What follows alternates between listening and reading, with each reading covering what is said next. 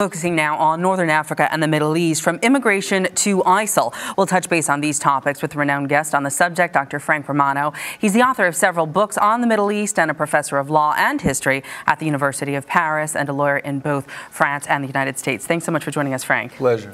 Let's start with these migrants trying to get out of North Africa and coming to Europe and dying by the hundreds repeatedly in the Mediterranean waters, despite rescue efforts by the Italian Coast Guard and such. Why are they fleeing places like Eritrea and other countries in Northern Africa? Well, oddly enough, and as opposed to a lot of information we've been getting in mainstream news, it's a lot basically for a stabilized government, a place to raise their children without out of a war zone.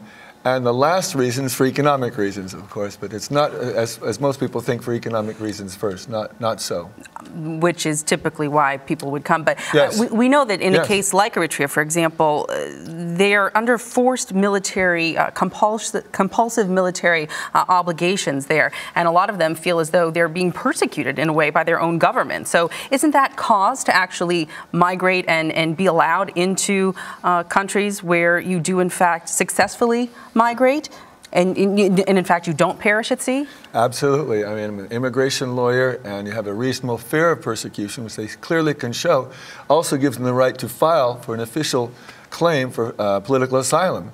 And absolutely, but they're being accused of just seeking a place for economic reasons, and that simply is not so. Well, we also know that obviously, there continue to be a number of deaths that occur, as I just mentioned, hundreds and thousands since, a decade ago, especially, though, in the last 5 years or so in those Mediterranean waters.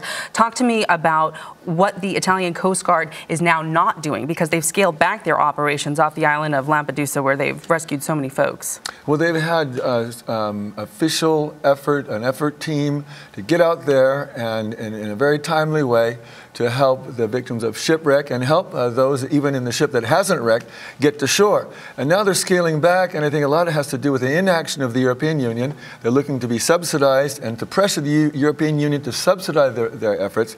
And they're also been told to seek free passage. And to seek free passage for these immigrants, they're going to have to provide staff and a lot of boats, and they actually are limiting those now. All right, we're going to have to move on to ISIS and ISIL. We continue to, read headlines about their latest terror attacks, recently just taking over an area 5 miles away from a U.S. base in Iraq.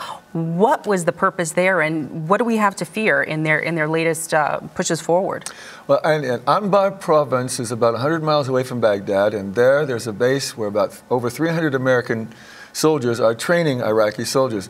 It's troublesome because, as you stated before we started the interview, our government since 2010 has been committed to moving out of Iraq. However, our soldiers being there, even on a training basis, provoked by ISIS, it looks like it could be turned into a self-fulfilling prophecy. And I'm asking my question, is that the government objective, is to get us sucked into a war because we happen to be there, in spite of the fact the official word is we're getting out of Iraq and we're only there to advise?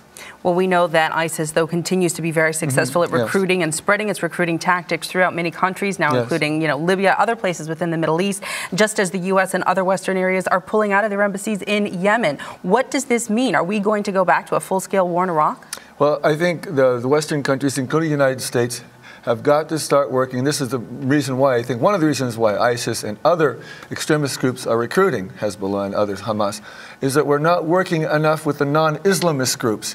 And we had a chance to do it before. Things have really blown out of control right now with respect to what's going on there. And I think the radicalizing, we had a chance to work with the non-radical Syrians, and we turned our back on them. The Kurds, the Peshmerga. That's right. We had that shot.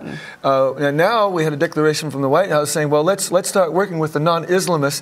But 2 years ago, they couldn't stand alone. They had to ally with either Al-Qaeda or ISIS. And now it's hard to find who the non-Islamists are. And of course, ISIS, an offshoot of Al-Qaeda. And we're going to have to continue to see what they're going to do and what we're going to do in response to that. Frank Romano, that's all we have time for right now on Arise News Weekend. Thanks for joining us.